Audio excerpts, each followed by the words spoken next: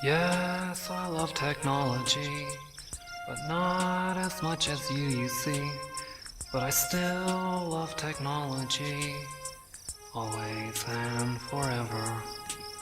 Our love is like a flock of doves, flying up to heaven above, always and forever.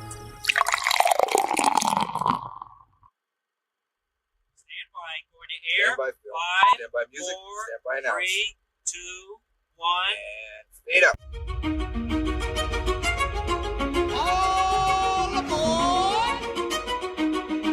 And a name on the front is a hell of a lot more important than the one on the back. Don't act like you're not impressed. Turn to page 394. How much you want to make a bet I can throw a football over the mountain? That is so fetch. Dodge, duck, dip, dive, and die. The power of the sun in the palm of my hand.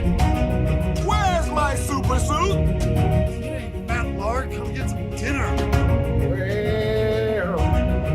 I am not drinking any f***ing Merlot. And I'm gonna try to forget the fact that you're a girl. But dogs can look up. Ah, durga. You tell me when I saw this woman! This is the Polar Express. All right. Well, welcome everyone to a brand new episode of 20 Years, 4 Beers.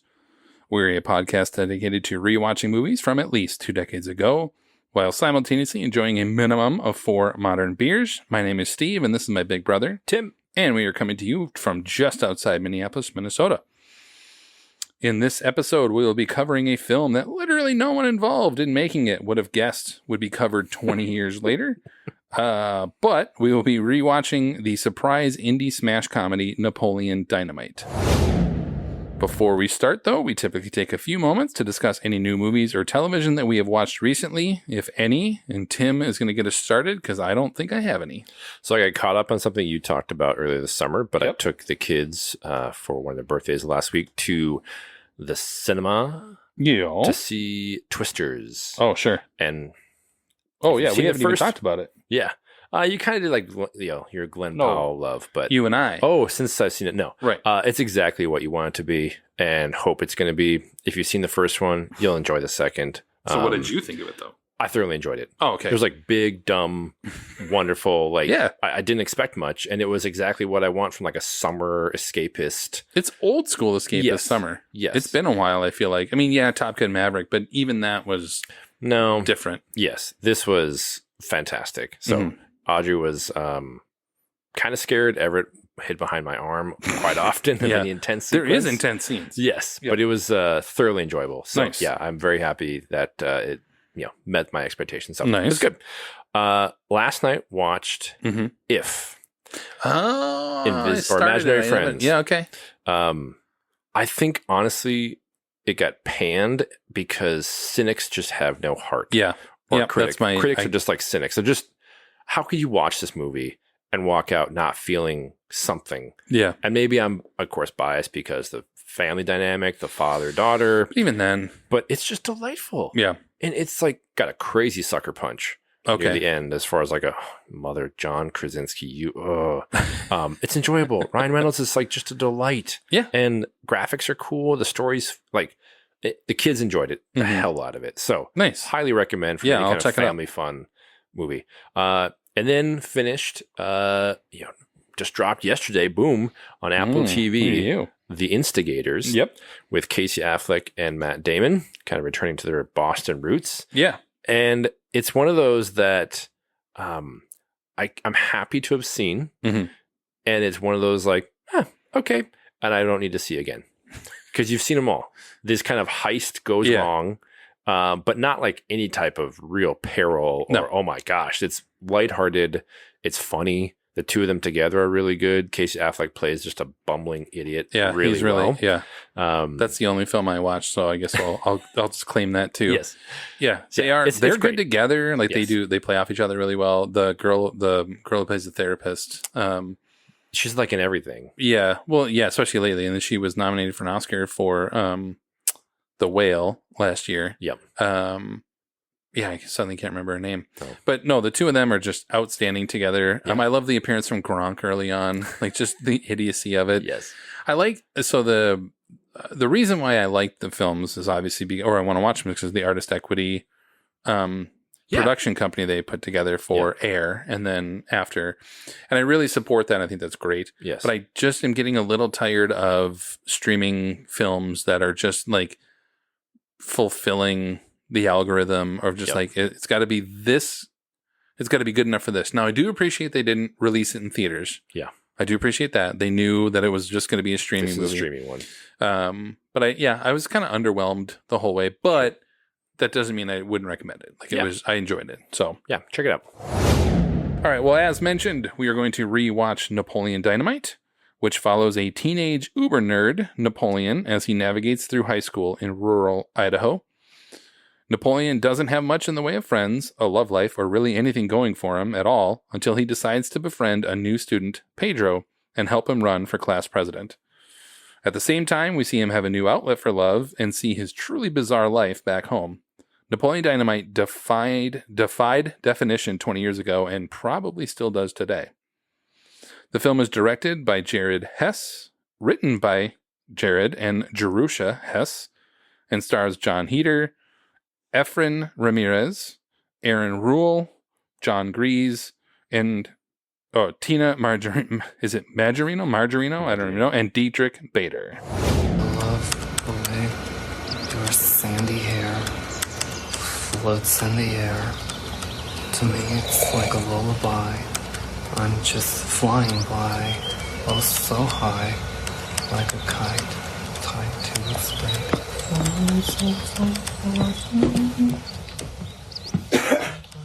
How was school? Worst day of my life. What do you think? Well, I want you to go see if Tina wants some of this. Kip hasn't done flipping anything today. Look, tonight me and your... Kip, listen. What? Tonight me and your aunt are going to go visit some friends, and we're not going to be back till tomorrow. We're getting a little low on steak, so I got Lyle coming over tomorrow to take care of it. Well, what's there to eat? Knock it off, Napoleon. Make yourself a dang quesadilla. Fine. I'll be back tomorrow.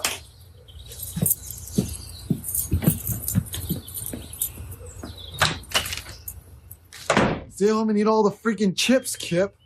Napoleon, don't be jealous that I've been chatting online with babes all day. Besides, we both know I'm training to become a cage fighter. Since when, Kip? You have the worst reflexes of all time. Try and hit me, Napoleon. What? I said come down here and see what happens if you try and hit me. Such an idiot. Let me see what your best move is.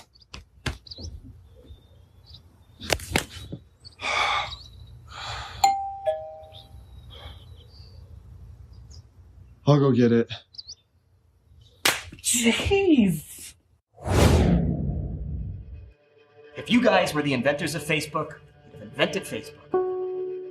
This is a social network You don't have to be an intellectual property expert to understand the difference between right and wrong. where we take a look back at the critical and fan reception from 2 decades ago. Mark! As usual, Tim takes point on this, so take it away, Tim. You better lawyer up, asshole. Because I'm not coming back for 30%. I'm coming back for everything. $1 billion. IMDb rating is 7 out of 10. And looking through some of the reviews, I took a little bit different tactic. I'm actually a little surprised that's that high. I know. I think because it's like user submitted. Yeah, fair it point. was a pretty consistent bashing from the critics at the time, which I think was some of the surprising appeal of it, that it came out of nowhere. But here were some of my favorites. Jeff Strickler of Minneapolis Star-Tribune said, calling the story about a quirky high school student from a dysfunctional family who lives in a goofy small town a one-joke movie is exaggerating by a factor of 10. Terry Lawson of Detroit Free Press said, Napoleon Dynamite may be the most condescending comedy ever to imagine itself being too cool for the room. Love it. And then Roger Ebert gave it 1.5 out of 4. So there's a kind of studied stupidity that sometimes passes as humor, and Napoleon Dynamite pushes it as far as it can go. Its hero is the kind of nerd other nerds avoid, and the movie is about his steady progress toward complete social unacceptability. I'm told the movie was greeted at Sundance with lots of laughter, but then Sundance audiences are concerned with being cool. Oh my gosh. And to sit through this film in silence would not be cool, even though doing so would be completely appropriate. Those are some of my favorite. They did not like it. No. And Academy Awards that year, care to guess? Zero nominations that year. Love it. So yeah, different reactions I think from us to the critics, but yeah, we'll talk about that. Yep. All right, well there we go. We are going to pause and rewatch the movie. If you are so inclined, go right ahead and watch along with us. If not, we'll see you on the other side of this break. Here now is Napoleon Dynamite. Back in '82, I used to be able to throw a pigskin a quarter mile. Are you serious? I'm dead serious.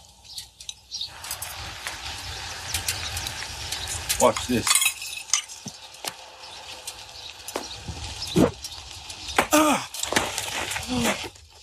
What the heck are you doing? That's what I'm talking about. I better go.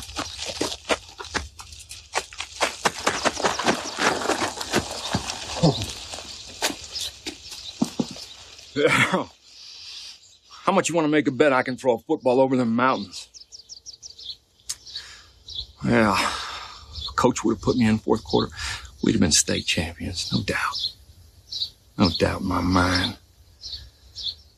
You better believe things would have been different. I'd have gone pro. In a heartbeat. I'd be making millions of dollars and living in a big old mansion somewhere. You know, soaking it up in a hot tub with my soulmate.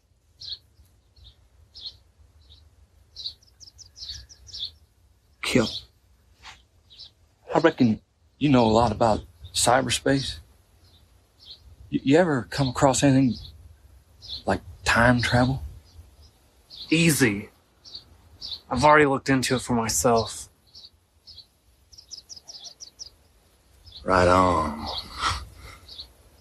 Right on. We begin our discussion with our reaction segment that we call Spotlight. This is Boston, and the church does not want them to be found. So, they are not there. This is where we highlight and discuss our top takeaways of any kind from rewatching our subject film. We've got two stories here. We've got a story about degenerate clergy, and we've got a story about a bunch of lawyers turning child abuse into a cottage industry. If there were 90 of these bastards, people would know. Maybe they do. This is Spotlight. They knew, and they let it happen. All right, well, welcome back to 20 Years, 4 Beers, where we have just finished rewatching Napoleon Dynamite. Napoleon. And also have had 4 new beers that we will review in a segment coming up. But first, we talk about our immediate reactions in our Spotlight segment. Tim, what do you got? What kind of deep thoughts by Jack Handy? It's one of those things where, you know, when we map out the year for the movies to come, and we're like, easy, boom, boom, boom. Yep. Of course, we were like, we have to talk about this. Right. Not realizing, however, when it comes to recording, how do you talk about this? How do you talk about this movie? Because, and maybe we'll start with like the memories of seeing the theater for the, you know, younger audience. But yeah, I definitely want to talk about that. Yep. But it's just like watching it, you just, it's hard to even describe. Yeah. How amazing and stupid, and just across the board it is. Like, so we'll break it down, but it's fun watching it again. It's probably been at least maybe 10 years. Yeah, I bought time. it recently just because I knew we were covering it, but I was like, I don't think I've watched it. Yeah, probably in a decade or I mean, and yet we can find a way to quote it. Oh God! So to your point, so many things on our like. High fidelity segment out there in the world. You're laughing about the quotes. So when it came out in the theater, and it was like one of those, if you know, you know, right type of movies, because it got panned really across the board, except for like some circles were like, it's from genius. A critic standpoint. Yes, but once it became this like word of mouth, like I didn't huge. look. I was going to look at the box office run. I know what it made. Sure. So it made $44 million in box office on a $400,000 budget. That's insane. So like, it made money. Yeah. But I was never. I'm sure it was never number one. I can't imagine. I never looked at the box office. I should have. That's the kind of research we do for you here on 20 Years, 4 Beers. Thank you. It's called Google, but yeah. But anyway, to your point. But we went to it. Yep. Expecting. Where'd we go, Tim? Where'd we see it? Willow Creek? Nope. No, I don't remember where. No. The old theater up on the north side of town in Fridley. It's where Topgolf is now. That was the movie theater. Oh my gosh. That's where we saw The Ring. That's where we saw this. Yeah. The old theater. It's a sickness, ladies and gentlemen. Yeah. What'd you have for dinner last Thursday? Don't know. Where did you see this movie? Where did you see this movie? Oh, let me tell you. And also where we sat. Freaking Rain Man. I Yeah. love it. And it, toothpicks on the ground. Yeah. 2. Gotta watch Wapner. It is, but a fun movie memory when you think about. Oh my gosh. Like, yes. Because you, it's like a real time thing of we're in the in crowd. Like this movie is definitely has the vibe of like inside jokes. Oh, for sure. And if you get it, yeah, it's amazing. And if you don't, you're probably like, this is so stupid. Yeah. And the audience we were with, even if you get it, it's pretty stupid. But yeah, sure. But like, I don't know. Like the audience at the time that we were with did not enjoy it. No. And we were losing we laughed, but our shit over it. Here's the thing, though. We saw it was us and Zach and the crew, and Brooke and a few other people, I think, and it was funny. I think Ellen too. Yeah, yeah, it was funny, but it wasn't until we got back home and started quoting it, that it became, because yes, we were laughing, at how weird it was, and other people were not. That was like we did the same in Dodgeball. But this was one of my first experience, not to hijack where you were going with this, but good. In the theater, it was like, oh my gosh, this is really funny. I should recommend it. It wasn't until after that we were sitting around getting trashed, and like quoting it up, unpacking it. And it was just the constant quoting and laughing. Yeah. I remember being like, oh, this is something different. Because in the moment, it was like, yeah, it's fine. It was enjoyable. We laughed. It was a good time. But it wasn't until after the fact that it was like, oh, and then you start talking to other people about it. Yes. Who had seen it. And that's where. And then you go see it again. Yep. And it's just amazing. And like crying, laughing at the absurdity of it. So it's still one of that type of experience, not to sound all old, that you just don't really have anymore.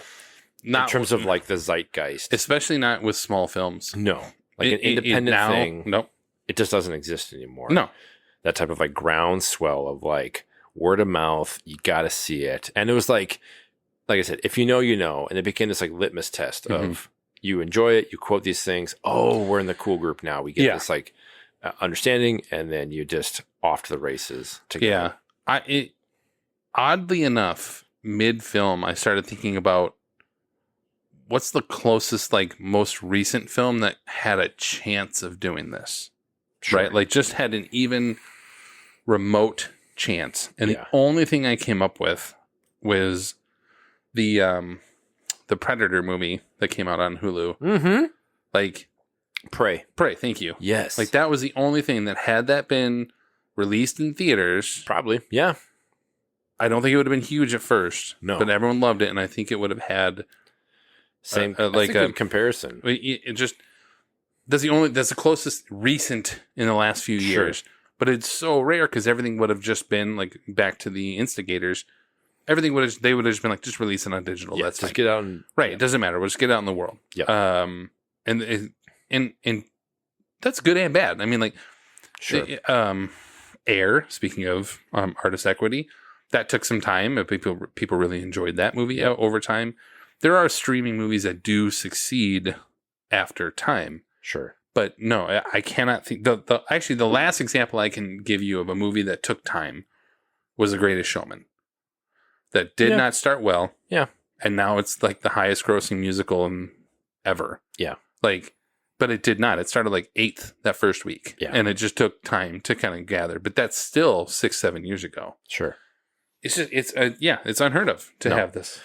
You think, it just doesn't. That landscape doesn't exist anymore. in terms of like the building of it, and it still holds up.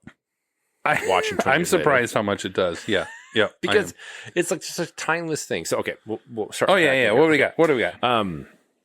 A reviewer at the beginning, and others that I was looking through at the time talked about feeling like the movie was condescending to these characters, and perhaps like looking down like on them, almost, punching or? down Yeah. at these quote unquote losers. And I absolutely think they misunderstood totally the focus of the movie. Yeah. And as we were talking through watching it and kind of enjoying the 80s vibe of some of the music, I watch it now and think about like a John Hughes aspect where those movies of the 80s always wanted to kind of have like the losers, but also the jocks and kind of all that. I mean, not to have the Breakfast Club aspect of it, but all these different kind of stereotypes of these characters. But truly, so few of those movies centered exclusively on quote unquote outcasts, like side characters. Yeah. Like think about how terrible Long Duck Dong is in Pretty in Pink. Jesus. Or maybe 16 Candles, whatever. Yeah. It's like, yeah. But imagine if all the movie was just on them. him. Yeah. And like Anthony Michael's character, Michael Hall's character, like if that's like, they never really made those kind of movies.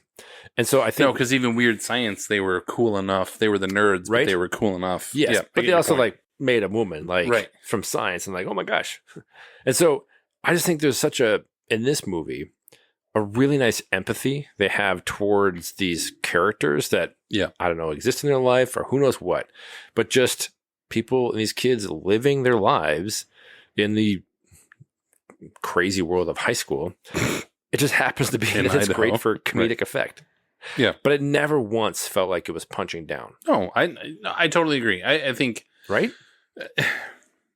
To me, that's like, I feel like they were being punched down on. So whoever the review is probably, the reviewer, like some maybe was like that and like a nerd or whatever, and they felt punched down on. But no, at no point, because everybody, Summer, her D-bag boyfriend, like Cliff or whatever his name is, like every kid is being punched down on then. Yes. Like they all are. Like they're either idiots, assholes, in their words, our words, or, like, I mean, they're just, it is like nobody is, not that they're irredeemable because they're all just high school kids. Yeah, it's but just like evil.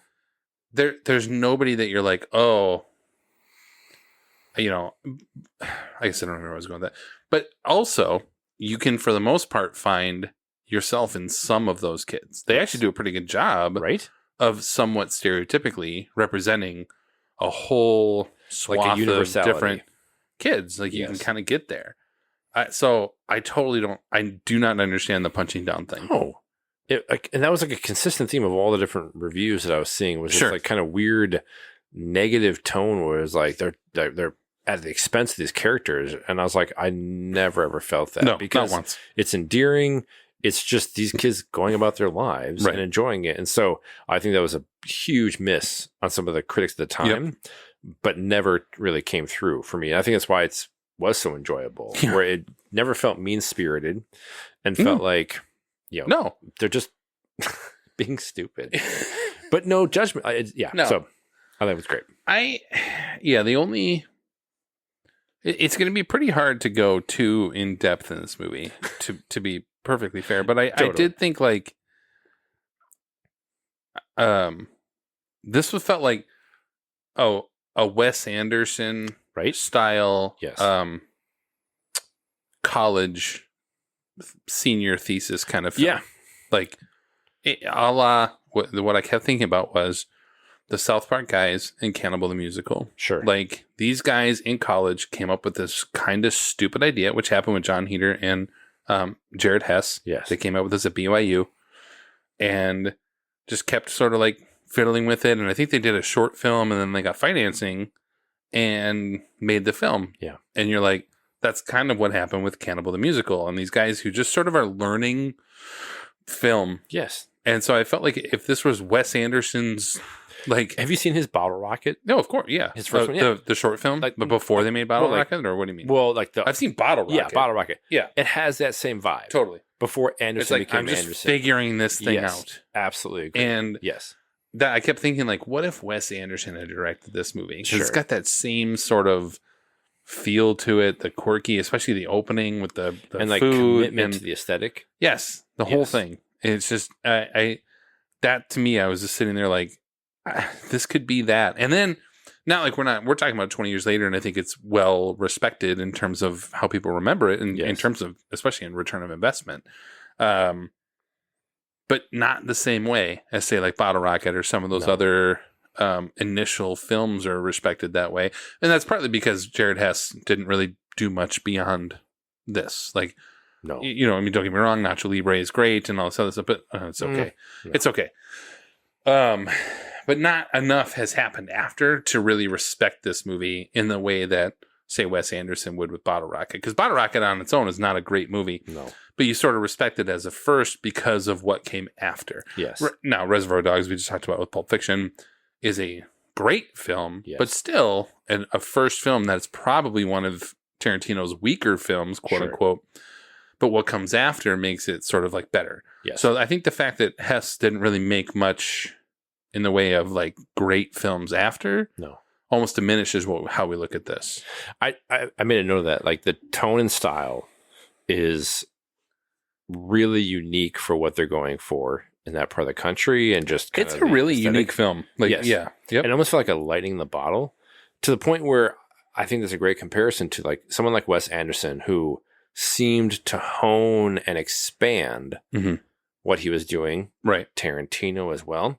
Or Jason Reitman with Juno. Wasn't that his first that film? was Juno. No, I think he did one before them. But early. Yeah. Right? Yeah, like early that enough, same feel. and like same honing his craft. Where I do feel like they kind of tried iteration 2.0 with Nacho Libre, and I actually don't think it's very good. And I don't know if it's a Jack Black thing with them together, but it just... I guess Jack Black was considered for either Rico or Rex. Oh, really? Like one of the, he was sort of like considered for one of those. No. But anyway, so that's what he ended up with. I just don't think Libre. it didn't work. And No, I feel I'm like, not suggesting it's a great film. I did say great, and that was immediately. I immediately stopped myself. Wait. It is, yeah. I liked it, but not enough to maybe recommend it. But yeah, it's just. And I agree. Like, it just feels like sometimes you go, okay, appreciate the first thing you did, and then maybe try something different or whatever it is. But this absolutely works. And I think what makes it work is, and he's got a larger career thereafter, but he'll always be remembered, Hess, for Napoleon. The director. Yeah. No, and like so Heater. John Heater. Sorry, John Heater, excuse me. Yeah, John Heater, yeah. So Heater... Yes, he's done some other things, but he'll never, like, shake it. No. And why would you, kind of in some ways, because... Right. I cannot believe this is his first movie. Yeah. Where he completely committed, and, like, the tiny things of his eyes being closed. The eyes closed the whole time. Delivery. Yep. And I just think, how did he put this together? And then... try other stuff thereafter, but truly it is all about how he fully commits to this crazy performance. Yeah. And I think that... and his performance is good. It is good. And it's touching, and I'll talk about it a little bit later, like with the dance sequence, what leads up to it. But it is a kind of just normal kid growing up in Idaho that clearly is outside the norm. Yeah. But he has no airs about it being a concern for him. Right. And I think that's what's great about the characters. It's like, he's just like, I don't care. This is who I am. Seriously. One of my points was like, I don't recall a character who is so well thought out beforehand and who he just embodies that character and is unapologetically, this is my character. Like Napoleon is like he's confident in who he is because he's unknowingly confident in who he is. He did not make the journey that most of us do to get to being confident in ourselves. Yep. He is just him. Yes. Like, and that is this weird, and I don't think it was it's not a conscious choice on their part. No. I doubt it was. It just was, this is a kid before autism was a real thing, probably, or whatever spectrum. Yeah, spectrum. Like, he is in his world, and he is comfortable in it, and he's just, I'm Napoleon Dynamite, and here's me, and he's just there. And we'll get to the dance scene here in a second. But yeah, like, from a performance standpoint, Heater does a great job of just embodying everything that probably was years in the making when they were talking about it at school, when they were talking about it like, over time. Like, yeah, you just kind of go, this is exactly what he sort of crafted out of nothing. Yes. And it's impressive. I would have never been like closing my eyes and the glasses and the wardrobes and everything. No. It's just so well done. And the delivery, like lucky, and it just yes. I like that. Of his frustration. Every time when he's frustrated. It's so good. And I think about, okay, so. And that's a guy who didn't have kids at the time, and I see that with my kid all the damn time. Yeah. Like, so in the high fidelity segment, where I talk about like quotable. Yeah, go find it on YouTube, folks. Yeah, exactly. And it's incredibly quotable, but I think what works. It is. I don't know if I would add it to my top 5, but it is definitely quotable in terms of the things that stand out. But I also forgot watching it how much I really love Kip. Yes. Yes. And at the time, I remember feeling like it feels like a Beavis and Butthead type of like, not the dumb, but like the style of it, the tone. Yeah. But him being a foil, clearly some older brother.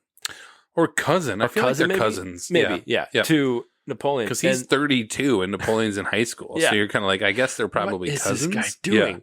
Yeah. And they both with their grandma? I don't know. Again, the actor's choice, which I don't think I've ever seen him in anything else. I don't think I was just thinking, I'll look while you I'm pretty sure he's like only Kip. But the boldness of his weird delivery. Yeah. And the humor combined with him like trying to go to the dojo to learn martial arts. Yeah. And then being online all day chatting with babes. Like you just you're just jealous of chatting with babes all day. It's just so stupid. Yeah, he's virtually outside of the Napoleon Dynamite animated show, like what it was on for the 1 year. It's just like, this is my claim to fame. Yep. But that's it. I've really forgot how great he is. Yeah. I appreciate what Kip brings to it. And so I think of him, so Napoleon, Kip, and then come on. You got to get there. I know where you're going. Uncle Rico. Come on now. He's John Grease or Grise or whatever. Yep. In hindsight, I don't know this film works in the way it does without him. I agree. He seemed like such a annoying element to it. Yep. But watching it again, there has to be some level of, small though it might appear on the surface, disruption in their life. Right. So grandma goes off, breaks her coccyx, and on a freaking dune buggy thing. It's so stupid. At the dunes. It's so stupid. What was grandma doing at the dunes? So then he's got to come in, and just throw a wrench, in their normalcy in their life, and he's so fantastic, despite how creepy he is. Yeah, oh, totally. But he isn't like unredeeming or awful. No. I mean, he's got his. It's like the whole breast augmentation thing. Yeah, but he isn't unredeeming. He's not. No. I mean, he's definitely a MAGA fucker at this point, for sure. Absolutely. Yeah. All tapping in nostalgia, how great America was. Exactly. Everything. But it is actually 1982. Yep. But what I didn't know that I appreciated watching it long ago was like the undertone of like sadness. Mm-hmm. Yep. And kind of. Yeah. I feel sorry for him. You go like, all he's doing is pining after some. And he did. I didn't even realize it. Yeah. He didn't even play in the football game. No. If coach had put me in the fourth quarter, he never even played in the damn game. But like, his man. heightened sense of importance. Yep. Of like, if only I could have played, I would have gone to state and then gone to the NFL, made millions of dollars, and I can throw a pigskin over a quarter mile. Like, just so stupid. But then his whole like grifting and trying to figure out like some kind of scheming and then coming and eating steaks. I mean, it's just so stupid. But yet it works. And I don't actually think the movie clicks in the way it does if you don't have someone like Rico coming in and disrupting their life. Yeah. And I think kudos to the writing and just the absurdity of it, but it's just a funny thing for him to come in and wax poetic about his nostalgic experience and then get his ass kicked at the end. Because he's just like, I'm trying to make this work. And then, was it Rex or whatever? Yep. Kicks his butt. So I think the three main characters exist in a way, I guess Pedro throwing in a little bit, it has to work that way with Rico. Otherwise, it probably just wouldn't work the same way. Right. Yeah. So we talked I guess these will tie in. Do you have anything? I want to touch on the friend/dance stuff. Do you have anything beyond that? Like the dance sequence? Well, I'm going to talk about the dance sequence, but also Napoleon being such a good friend. Because that's the last thing I want to talk about. Okay, so what do you have before that? I honestly still cannot believe they made this movie. Oh, yeah. Like, you think about hindsight. Like, yeah, it's a student film. How did this ever get financing? Yep. And then become the huge hit it was? I get this, like, independence. Like, it is such a weird niche film that you think they hit just maybe the right time. Or I'm still floored they ever got this made. So kudos to them. But yes, let's talk about the well, I guess is that your last thought? Well, I want to talk about the dance sequence. Yeah. Well, yeah, but aside from so the only other thing I want to talk about is, and I don't know if this will ruin your trivia, but Tina Majorino or whatever it is, sure, Deb. Imagine being her. The experience, the differential experience between making this at 400,000, right, and then making Waterworld. It's not part of my trivia, but something different. Yes, like 100. Right? Initially, it was 100 million, but then reports now that it was up to 175 million dollars or whatever. You know what I mean? Like going from that, in 1994 or 95 or whatever it was, and then 6-7 years later, making this like 400,000. Like I want to know the difference in making them, right? Yes. Like side note, Waterworld, a vastly underappreciated, criminally underrated film. Like vastly underappreciated film in hindsight. Unfairly maligned. Yes. It is so there are things that could have been better with it, sure. But Dennis Hopper is freaking brilliant as the bad guy in that. And just think about the execution mid-90s for that. Mid-90s on that. Give me a break. Anyway, I just kind of wonder like that. Just the severe, like I'm on the most expensive film ever made at the time. Yes. And 7 years later, I'm on Napoleon Dynamite. In the middle of nowhere, In the middle of nowhere, Idaho. Anyway, I just, so I will say, we'll get to the dance scene, but I was struck by how Napoleon, like, at no point up until the dance scene, not to say he's narcissistic or anything like that, but he is legitimately only thinking of himself when you really think about it. Yeah. He's not, he doesn't do anything for anyone else. Really. No. Like he does bring her, like crafts back to school or whatever, cause he kind of has to. Yeah. But at no point does he's pretty much always just sort of doing what high school boys probably do, which is they think of themselves. Yeah. And then you get to the vote for Pedro stuff. And suddenly he starts thinking of other people. Yeah. And I love that sort of like, I don't want to go too in depth in this movie by any means. Let's do it. But this is about as far as I'm going to go.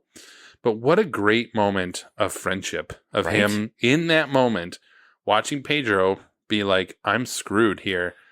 Like, and he's we have like, no sketch. Right. We have no sketch. Like, we have no skit. What, and he just decides, I'm going to sacrifice. I mean, he already knows he's an outcast anyway. Don't get me wrong, but he's going to sacrifice himself for his friend to give him a shot. Yep. In order to do that, like I really, I don't know why it hit me, not in any emotional sense, but it sort of like a light bulb went off. Like, oh, he's sacrificing himself for his friend here. I love that. Well, you've got a kid in high school. Yep. And I don't he would never do this. No, but I think, we watched About a Boy. Yeah. Oh, yeah. Yep. And you think about that sequence where, the adult sees the high school boy or whatever kind of primary school boy, absolutely embarrassing himself. And he's like, oh, I got to do something. It's well and good if it's an adult with some perspective on the world. Sure. and it works. It works really well. Mm-hmm. I totally agree. Seeing it now through the lens of a mid 40s perspective, didn't appreciate it when it first came out. Right. That, especially the line, "Just listen to your heart." That's what I do. Has a complete different resonance. Yeah, exactly. Right? It's just like, hey, man. He's just going through life like, oh, this is what I want to do. I'm throwing a damn action figure out the window of my bus. That's what I want to do. And he's thinking he's going to get in trouble. Did you notice that? Like he's like, he's hiding it, like really as if the bus driver cares about He-Man flying out on fishing line out the back. But that dance sequence is an incredible thing. And it's so wonderful and enjoyable and hilarious and great Jamiroquai song. Yep. It only lands because of what comes prior to that. And yes, like we talk about, he does something incredibly selfless for his friend of thinking, I'm just going to follow my heart. And this is telling me I'm going to dance because I've been interested in it. And my friend needs this right now. Yeah. Because we've been totally not set up, but it feels like, oh crap, we didn't realize this is a sketch thing. And it totally hits different. I didn't expect it. And then even Deb coming to him and sort of like coming to him makes sense too, because she's thinking he totally betrayed me with Uncle Rico. Uncle Rico being like, hey, you need this. It's all about him. And now she sees him up there sort of like, I don't know if like debasing or whatever, like, but just basically like putting himself out there and like for no benefit to himself. Yes. And so she sees it and you're kind of like, oh, that's a little bit earned actually, that she comes up and gets destroyed in Tetherball at the end. Like that's an earned moment. Yes. But the dance itself, it's iconic, right? Absolutely classic. Tell me, we almost could have done the 5 best dance moments for our High Fidelity. Yeah.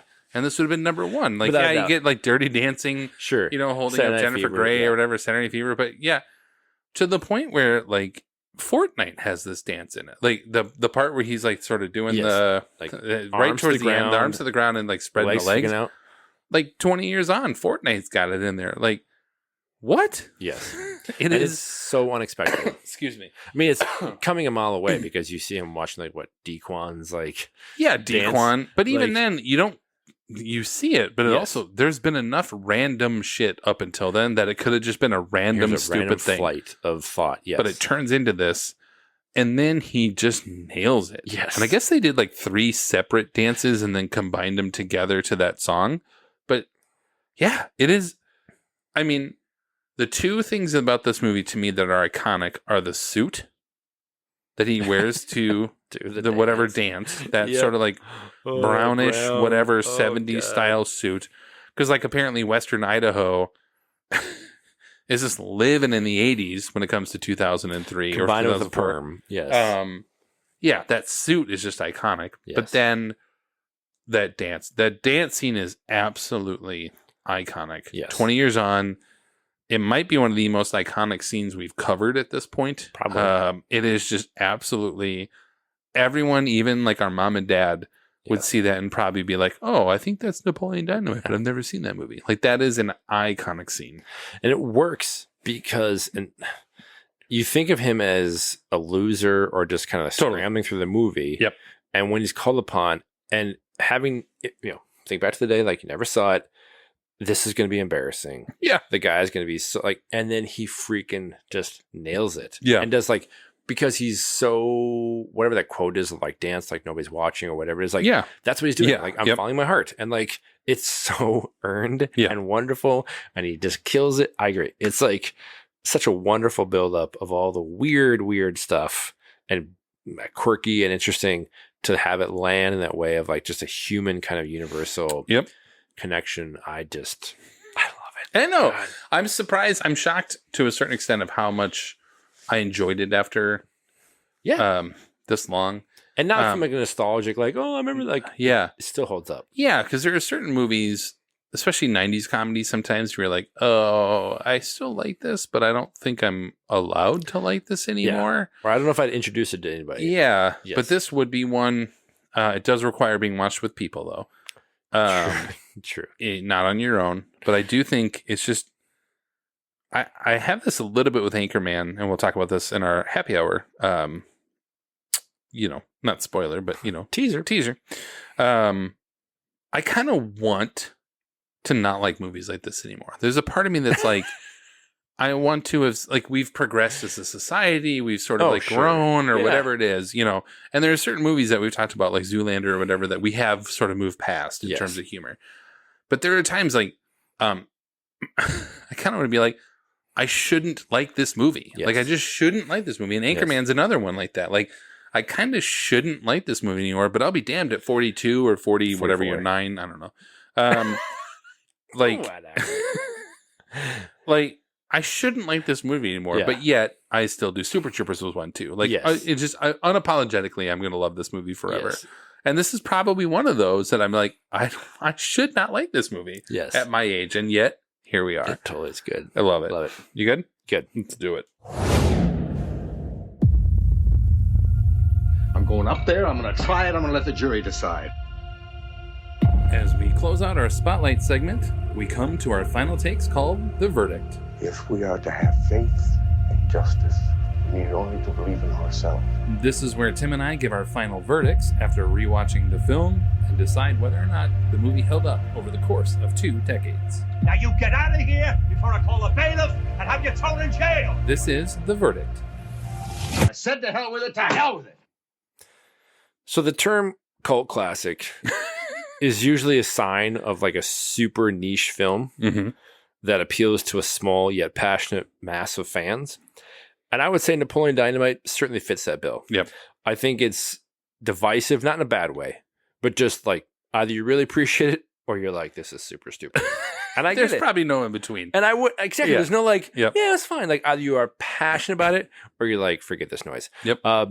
For me, with an impressive commitment to an odd aesthetic and offbeat characters, with truly a career-defining performance from first-timer Heater, or Hater, or whatever. Yeah. Napoleon Dynamite is not for everybody, but for those who get it, the humor is just a masterpiece. Across the board, I love it. 4 out of 5 for me. Nice.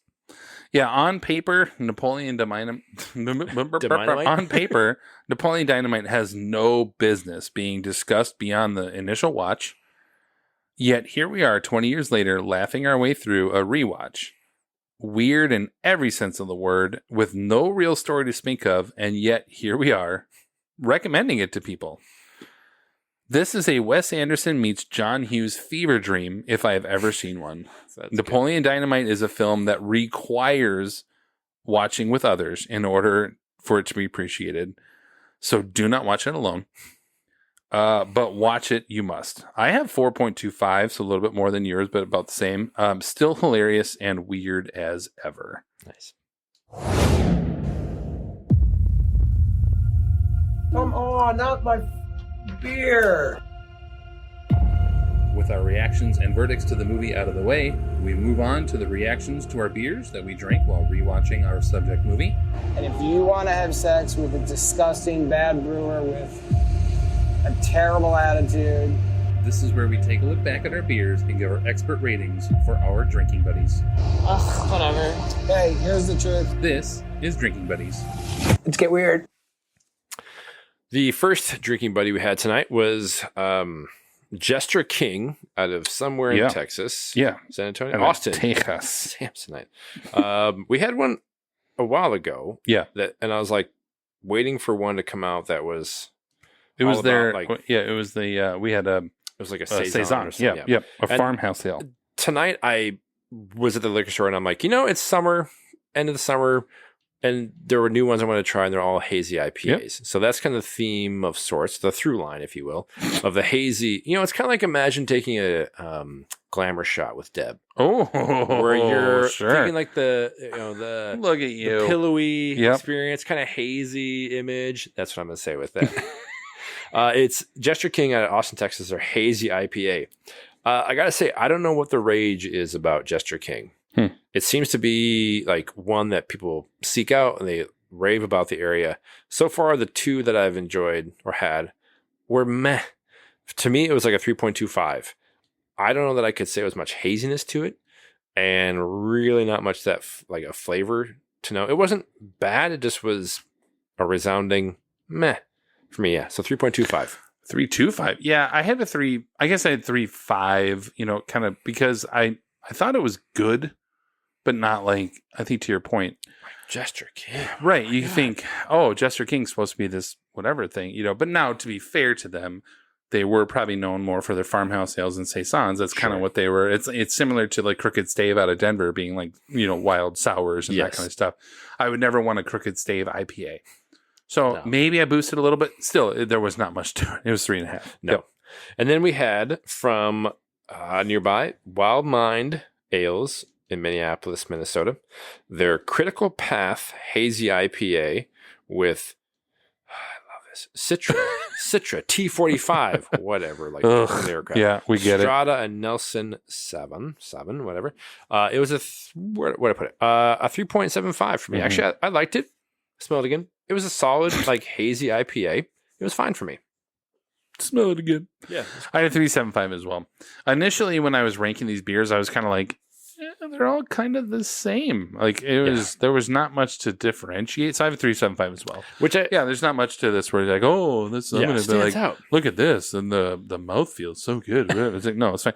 No, it was good. But to be fair to Jester King, this is nowhere near as good as Wild Minds can do. No. Like they can do some way better than stuff. This. Yep. And then 56 Brewing out of, again, Minneapolis. And here's a bit of a, theme option, if you will. One of the characters of the movie. Summer. Yeah. Okay. After the fact, a theme. Sometimes we reverse our way into it. But Summer Haze Hazy IPA, a special release that apparently is just for a small batch in the summer. Their fresh summer haze with with Galaxy and Idaho 7 hops.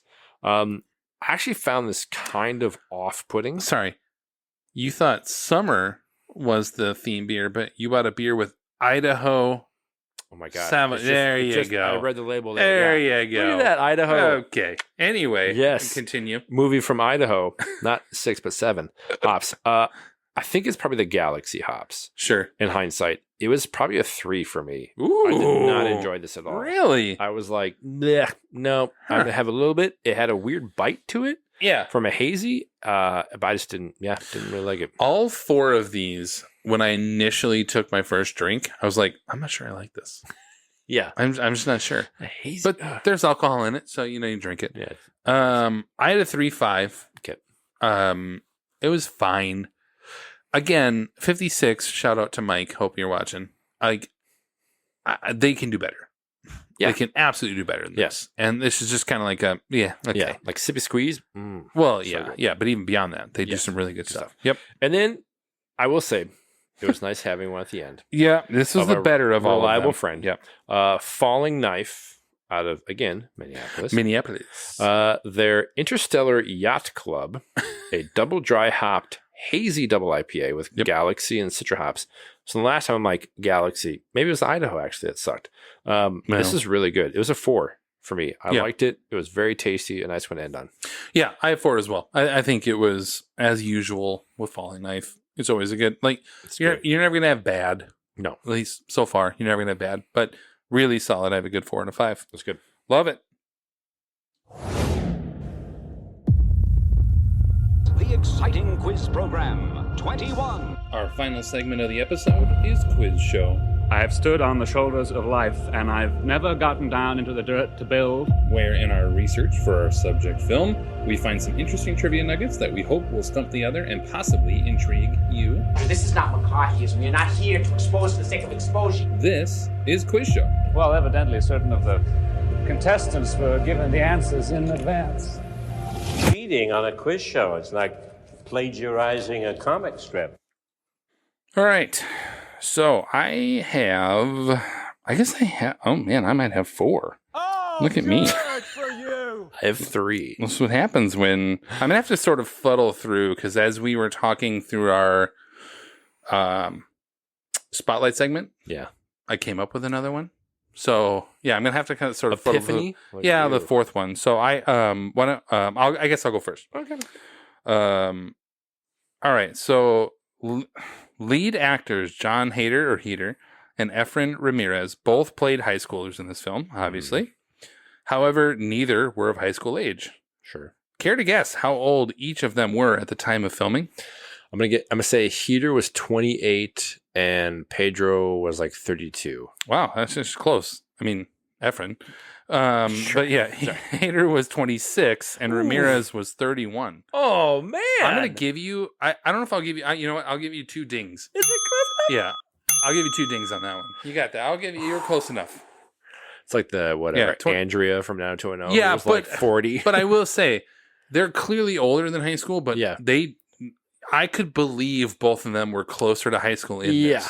Like at 31, there was no way I was going to look like a high schooler. Neither one of them look like Ben Platt and Dear Evan Hansen, who looks like he's about to retire and being a kid. So anyway, nice. I'll give you 2 dings on that one. Nice job. Close enough.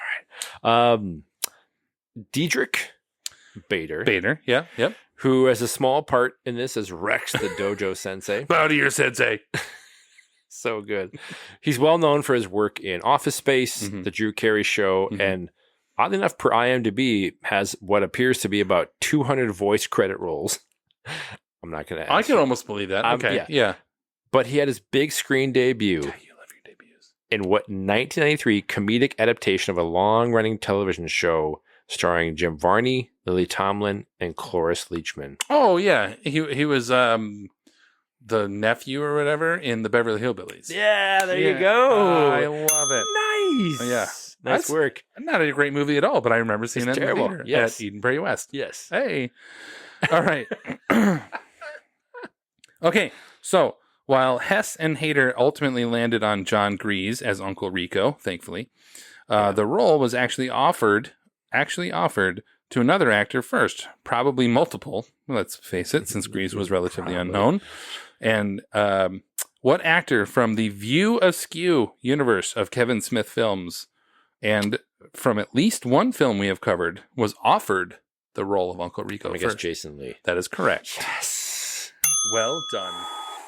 Which later... I actually think Lee would have been pretty good in that. I mean, My Cousin Earl. I think Grease was older, maybe. Yeah. Like that's when he had an actual uncle-looking guy. Yeah. But I think Lee would have been too recognizable in that. But yeah. Probably.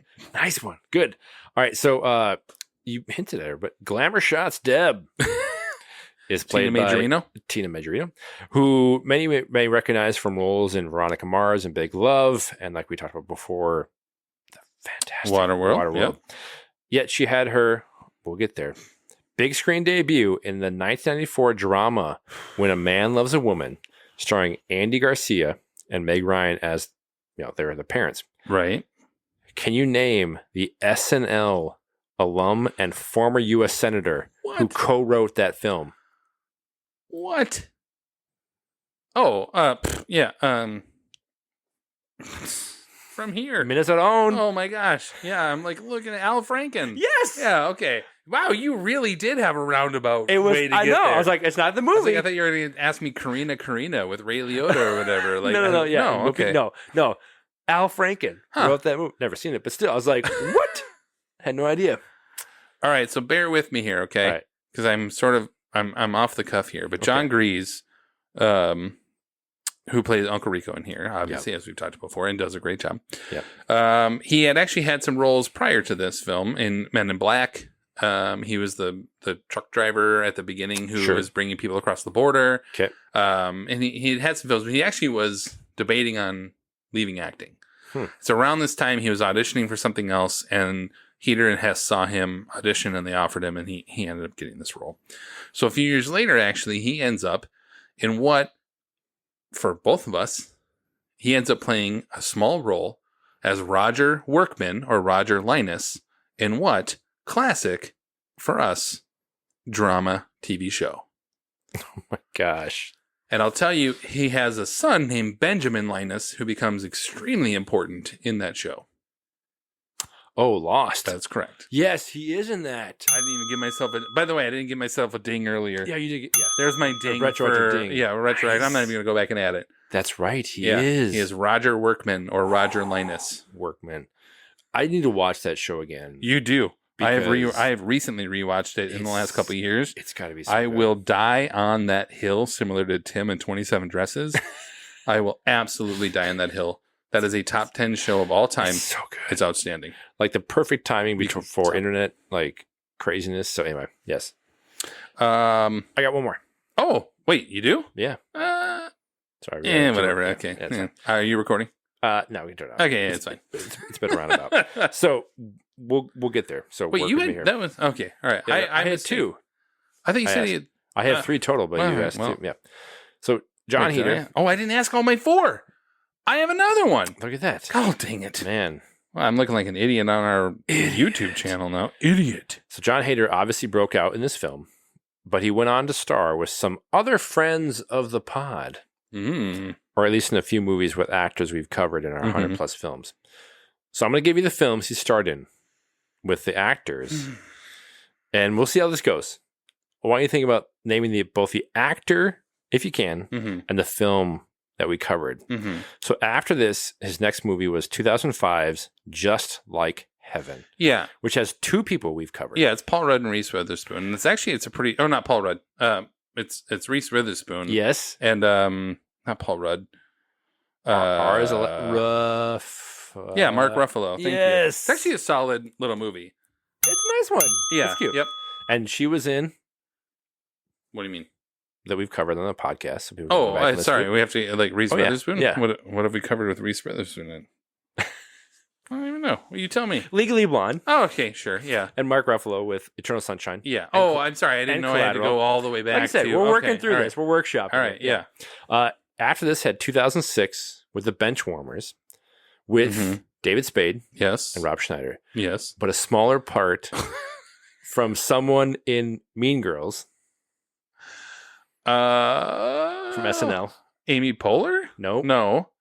Who's the Mean Girls with Tim Meadows? Yes. Yeah. Okay. Yeah, there you go. All right. All right. And then after that, same year, 2006, School for Scoundrels with someone from Love Actually. Yeah, that's, it's just like, oh my God. Who's in, right? Oh my God, School for Scoundrels. God, you know what I was thinking of is, the Schmucks. Yeah, dinner with Schmucks. Yeah. That's where I'm like, School for, Billy Bob Thornton. Yes, there you go. Yep. And then teaser. Uh-huh. 2007. Yes. Blades of Glory Blades of Glory with Will Ferrell. There you go. From Old School Elf and I don't know. Yeah, Anchorman. Yep. Nice. Look at that. Good little string he had in a couple years. Our video's gonna be so dumb. Like it's half. That's fine. Yeah. That's fine. All right. So I guess I have one more. I forgot about this one. We haven't had to use the wrong buzzer yet. So here we go. No pressure. God, that bodes well. You're going to get this wrong. All right. As mentioned earlier, the movie did not receive any Oscar nominations, though there is an argument to be made. I actually think from a screenplay standpoint, in modern terms, the way we look at comedies now, a la Bridesmaids and things like that.